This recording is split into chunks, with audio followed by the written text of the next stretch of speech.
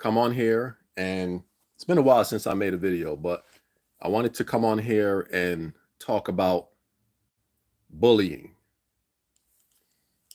Bullying, because there's a lot of things going on in our children's schools, and I'm fortunate enough right now that my children are not going through that, but I feel this can happen to anybody's child. You know what I mean? Because growing up, I was bullied. I grew up in a school where I had a bully. So naturally, in this society, I think that more and more children are going to become bullied, and we need to be proactive because unfortunately, what's going on is with bullying comes unaliving oneself, right? A lot of kids are understanding ways to unalive themselves. And me growing up, I didn't understand anything when it came to unaliving at all. I don't know if it's because maybe it's because of the rise of the internet and social media and all of these resources our kids have. So you can actually figure out how to do these things. But I want you guys to get on my page, like, share, subscribe. But I wanted to just talk about this for a little bit. Bullying. Now, we got to start watching for like the warning signs of bullying. We got to really like pay attention to our children when they get home, because a lot of them have different signs. Some of them may come home and they may want to just be to themselves. They may not want to share things with you. And this is the hard part of understanding what's really happening in your child's school, right? Because a lot of times when, we as parents, we all know that conversation in the car, that cliche conversation. How was your day? What did you do? What did you learn? It's like that's those same questions that we ask our children, right? Then they try to make a new playbook for how we should talk to our children. What was the most fun thing you did today? Kind of like a remixed version to kind of get our kids talking, almost like open-ended kind of comments. Because to be honest, welcome whoever joined, welcome in. Talking about bullying. Bullying is one of the biggest things right now going on in our children's schools. Besides the climate of what's going on in the country and our children knowing about it, I feel bullying is something that needs to be addressed. We need to address bullying in our schools. Welcome in, guys, whoever is in, welcome. Bullying to me is something that needs to be addressed right away, because a lot of kids now, they're getting bullied, and like I said before, they're unaliving themselves because maybe they don't feel no one is listening to them. So they may speak to a teacher and they may feel that teacher just kind of, oh, get back to work. You're okay.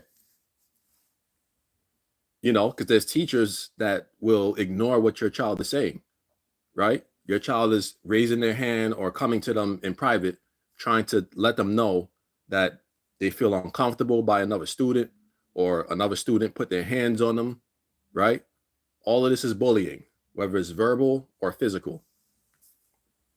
And it happens on a daily basis in some of these schools. So I just feel we as parents, we have to try our best to be proactive with our children. But the unfortunate thing is, our children, not all of them, children will not always tell us what's going on in school. And that's the part that's scary, because it's like, I want to know what's happening in your school. I want to know if you're okay. I want to know, of course, I want to know if you're learning. What did you learn? All those things. But I also want to know, how do you get along with the kids in your school? Do you guys get along well? What's up, Riza? I hope I'm pronouncing it right. Riza, how you doing? Ahadi Riza, how are you? But yeah, I just feel me as a dad just trying to, spark that conversation between me and my 8-year-old. Because right now she has a lot of friends. She has things going on in her mind, and I try to be proactive with our conversations. But I understand as a parent, there's gonna come a time when I stop being the cool parent. There's always a cool parent in the household, right? And I feel like I'm the cool one besides her mom, right? Her mom is more so she tries to be cool, but I feel like she's the daddy's girl. So I already have the advantage right there.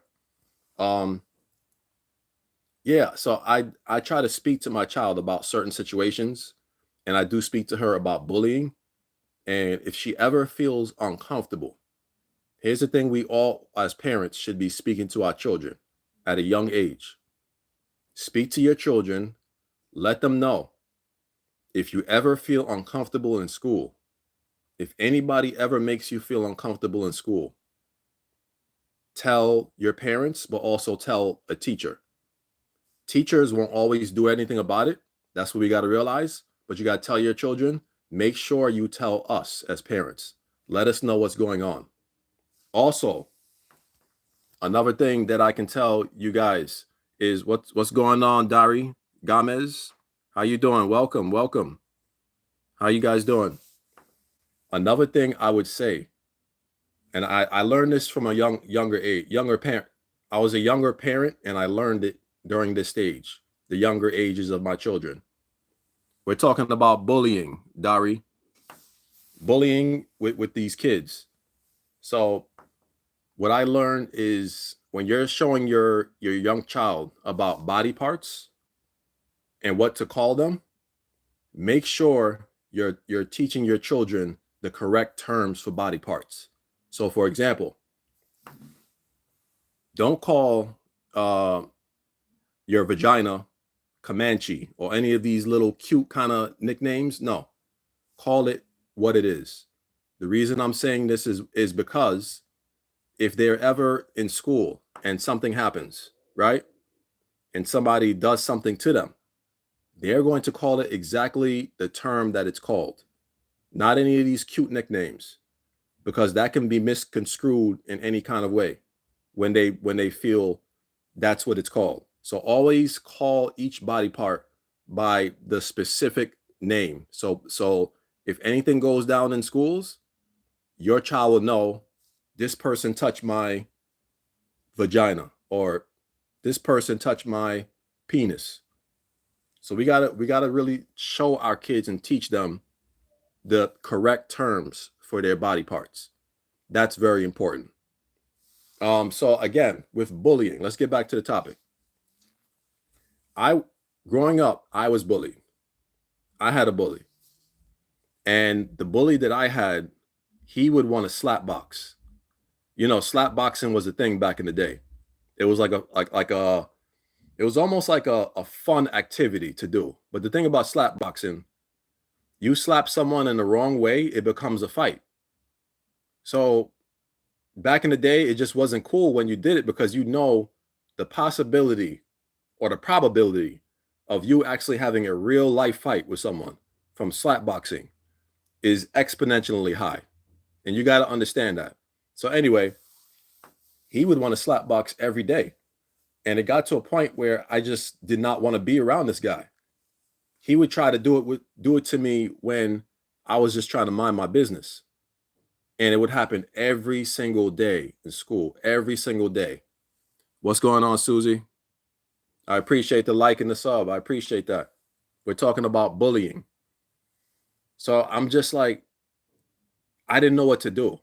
And I think I ended up telling my teacher that this particular student kept bullying me. And like I said, some teachers will actually do something about it. Thank you, Susie. I appreciate it. You have a nice day as well. Some teachers will actually do something about it to help you.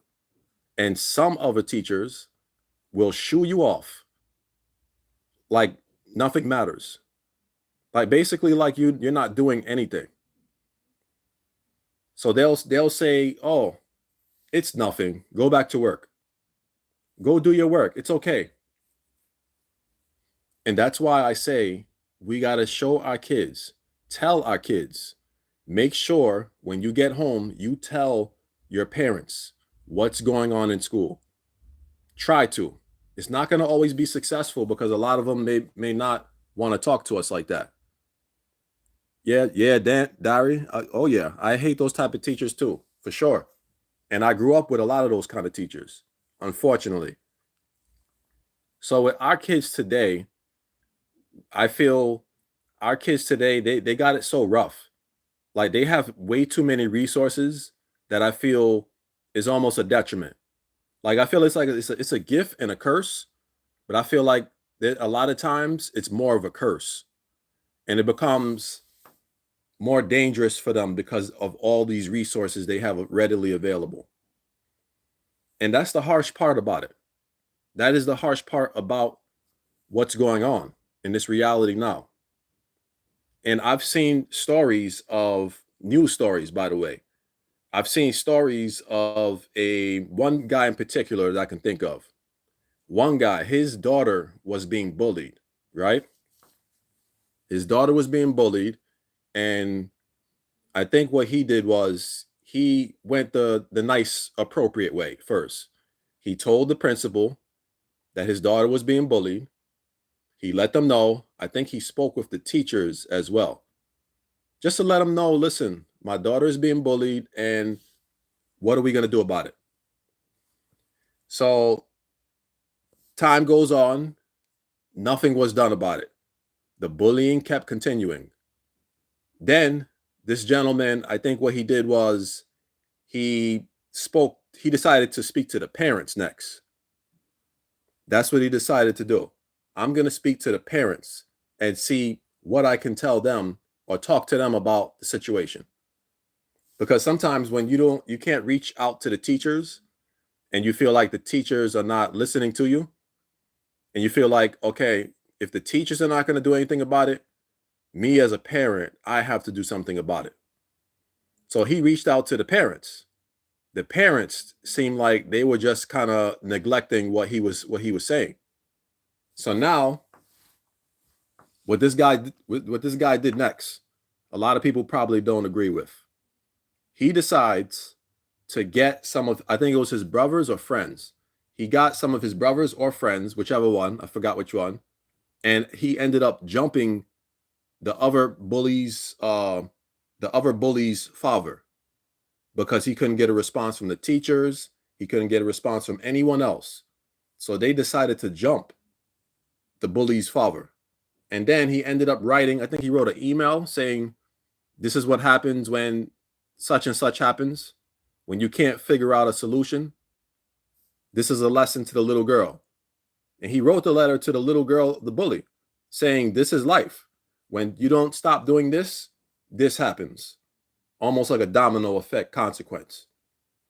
Now, a lot of people did not agree with the gentleman that did that, right? They didn't agree with what he chose to do. But my thing again is, what do we do? Put yourselves in that man's situation. Let's pause real quick right now. Close your eyes just for a brief moment. Put yourself in that man's position. If your child was being bullied constantly, consistently, daily schedule, being bullied in school, and you went to the teachers, you talked to the principal, you sent out emails, you spoke to the parents, and the bullying continued after you exhausted all of those options. Think about it, because a lot of us don't put ourselves in other people's shoes. We're quick to respond to news stories and situations, but do we really put ourselves in each other's shoes? I don't think a lot of times. So put yourselves in that man's shoes. What would you do if your child was being bullied like that?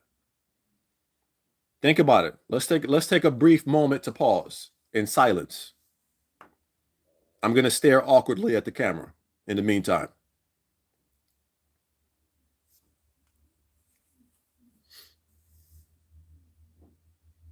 Did you think of an answer? It's hard, right? Because honestly, I can't say I fully blame this guy. Like, I don't promote violence. I will never promote violence. No, I'm not going to say never. I will never say, it's not good to say never, because there's certain situations where I'm like, that needed to happen. So I'm going to take that back. I'm just going to say I don't promote violence all the time. I don't. But in this situation, if you spoke to the parents about their child doing something to your child, you spoke to the teachers, you did email, you did all those options. What are you as a parent supposed to do? With all the unaliving going on, with bullying, wouldn't you take it a little more seriously? I think you have to take it very seriously. But the problem is, the part when he said he approached, I guess he spoke to the parents. The problem I see with that is, if I would ever go to another parent's house to discuss an issue between their children and mine, the scary thing about that is you don't know how people are going to react nowadays. People are so trigger happy, right? And there's people that carry. You could be going over there to ask for some apple pie. That person behind that door may have a reaction just because you asked for some apple pie. I'm going to say that again. People are very trigger happy these days. People have quick reactions based off of the smallest minuscule thing you bring up. You could be going over to someone's home to just ask for some apple pie, and you could be getting a bullet in exchange for that apple pie comment that you just made.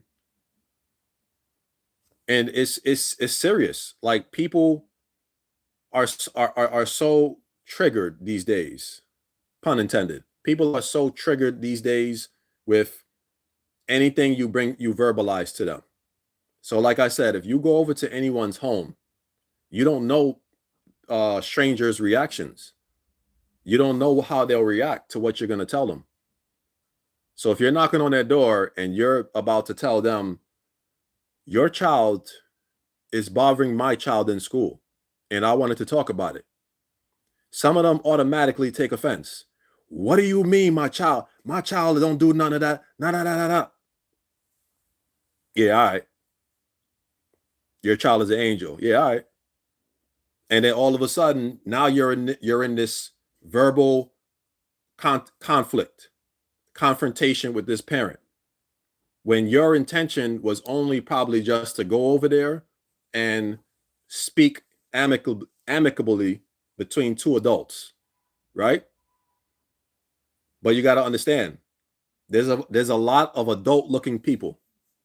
I'm gonna say it again for the people in the back. There are, what's up, body? How you doing? There are a lot of adult looking people in life. Does that mean there are actual adults? No. Just because someone looks like an adult doesn't mean they are actually a adult responsibility person. They take responsibility for what they say, do. Doesn't mean they do those things. And we have to realize that. Just got off work. Yeah, I'm sure it's crazy out there with the traffic. But yeah, we're talking about bullying right now, and just confronting people at their homes, which I was saying I don't think is a good idea, because a lot of people are trigger happy. A lot of people, when you come to their door, you don't know what to expect. You don't know how people are going to react. You could literally come to someone's door and say, good afternoon.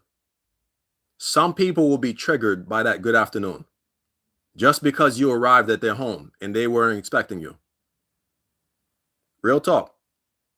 You could knock on their door to borrow some sugar, and you could be a neighbor of theirs for years, but because they had a certain attitude for that particular moment, they may respond to you with a lot of vitriol that you weren't expecting.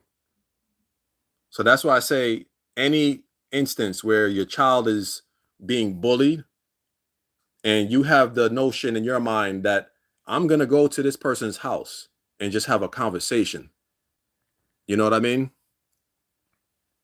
Oh, yeah. Just like I'm saying, you go to someone's front door, you don't know their reaction.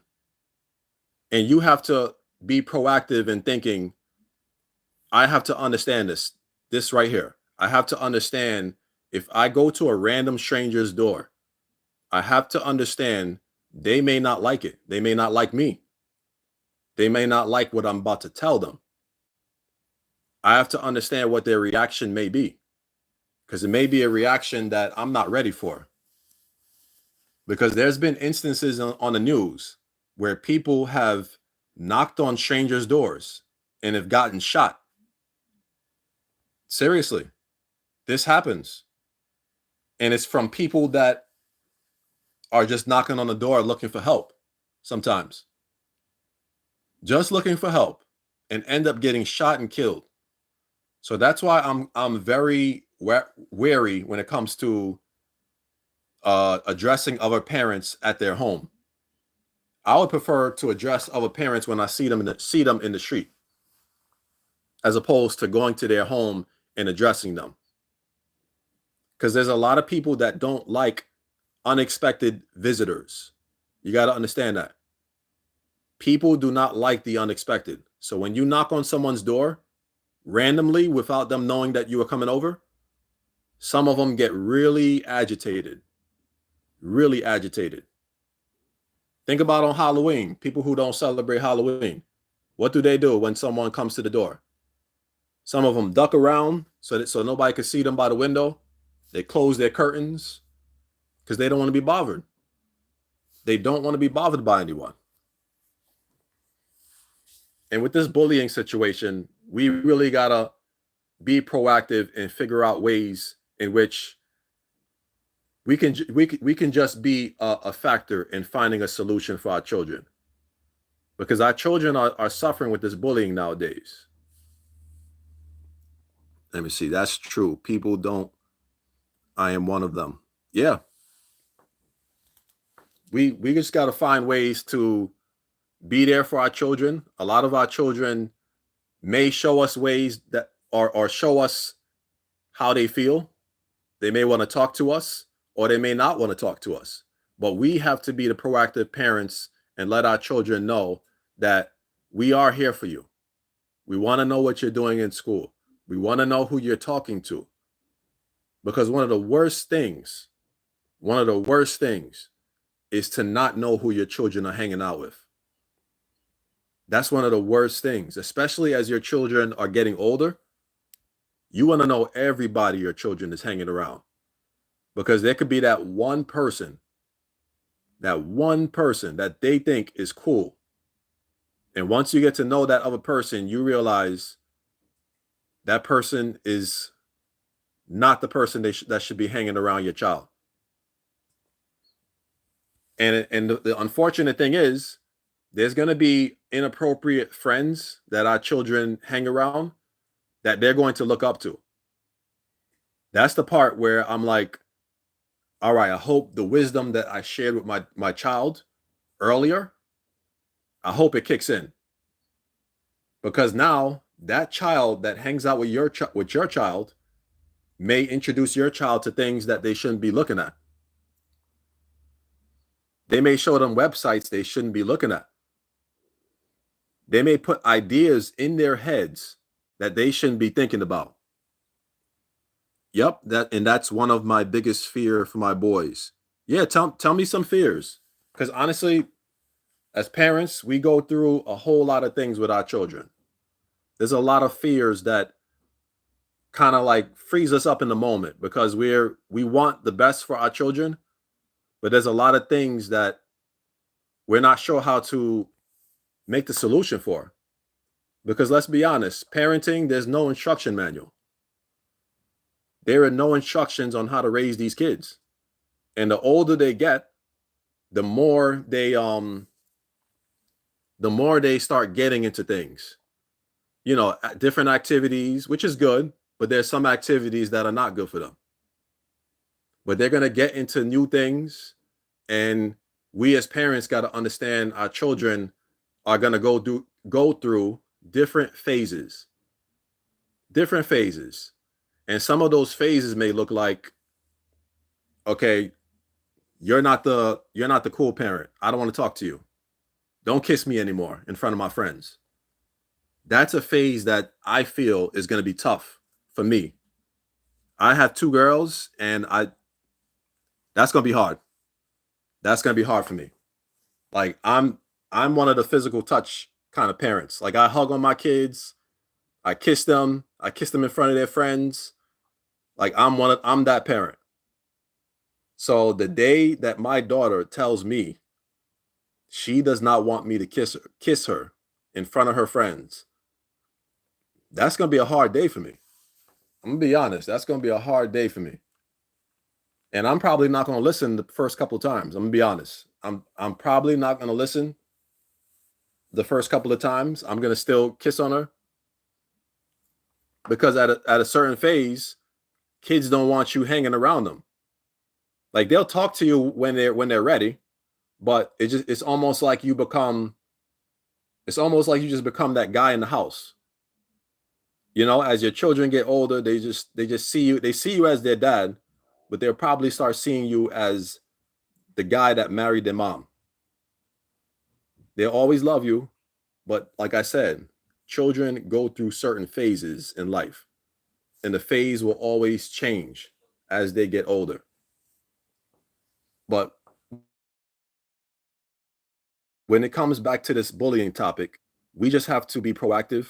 We have to stay on our children, ask them what's going on in their day, just try to figure out what we can do as parents to help. Let me read this comment. My oldest son just turned 18, and I don't know who his friends are, but my son is very trained because I've been teaching them boxing, karate since they was young. That's really good. That's really good. Especially in the world we live in, I feel kids that know self-defense, that's a very good trait to have.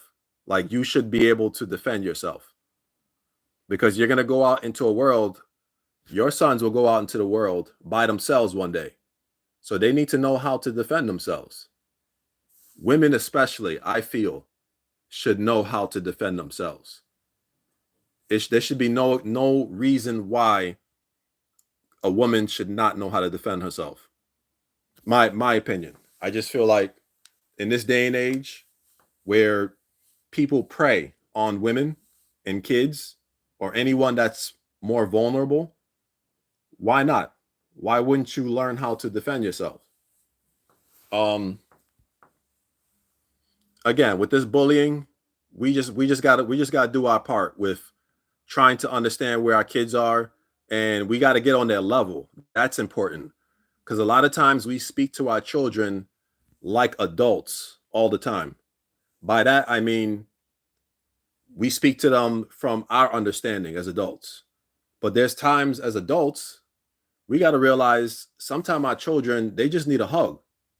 Like, we're so wrapped up in paying bills, paying our insurance, doing all these boring adult things that our children look at us and they're like, you guys just don't get it. But we have to keep that sense of just trying to understand our children from their level. So sometimes that may look like sitting on the bed with them, giving them a playful shove, hugging them, giving them a bear hug. It may come down to stuff like that, like small things like that kind of will break that exterior that our children may develop as they get older. Because as they get older, there are some kids that develop the exterior, which is like, I don't want nothing to do with you, mom. I don't want nothing to do with you, dad. Some of them develop this, and it's not necessarily because of you, but sometimes it has to do with maybe the way their peers are, their experiences as a young child. There's different factors that may contribute to why they're acting the way they do now. So sometimes what I do with my daughter, she's 8, I just get on her level. Like if she's playing on the floor with her with whatever toy she has, a game she has, sometimes I just get down on the floor and I just play with her. Straight. Just something that kind of stops you from being that rigid adult all the time. You know, that's what we got to look at it as. But anyway, guys, I thank all of you for being on this live with me. And I want you guys to look at my page, subscribe, and I will see you guys next time. Peace.